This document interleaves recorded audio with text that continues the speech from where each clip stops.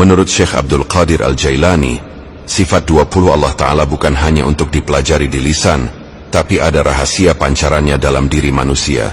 Dalam Al-Ghunyah dan penjelasan para murid beliau ditegaskan, Allah tidak menyerupai makhluk, tapi karena manusia adalah makhluk yang diberi ruh darinya, maka sifat-sifat Allah memantul dalam diri hambanya sesuai kadar rahmat dan ma'rifat.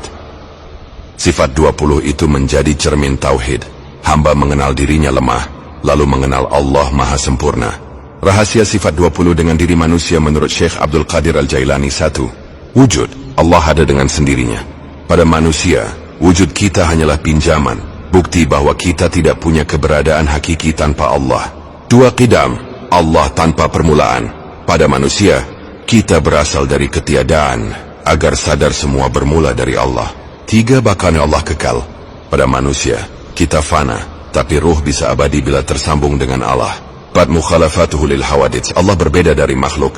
Pada manusia, kita penuh sifat kelemahan, supaya tahu bahwa Allah tidak sama dengan kita. 5. Qiyamuhu binafsih. Allah berdiri sendiri. Pada manusia, kita butuh segala sesuatu agar sadar hanya Allah tempat bergantung. Fursan wahdaniyah. Allah Isa. Pada manusia, hati harus ditauhidkan, jangan terpecah oleh selain Allah. 3. Qudrat Allah Maha Kuasa. Pada manusia, kita diberi sedikit kemampuan sebagai titipan, bukan hakikat. 8. Iradah. Allah berkehendak mutlak. Pada manusia, kita punya niat, tapi hanya berlaku bila sesuai kehendak Allah. 9. Ilm. Allah Maha Mengetahui. Pada manusia, kita diberi ilmu terbatas, agar mengakui Allah sebagai sumber segala pengetahuan. Qasmudah hayat. Allah Maha Hidup.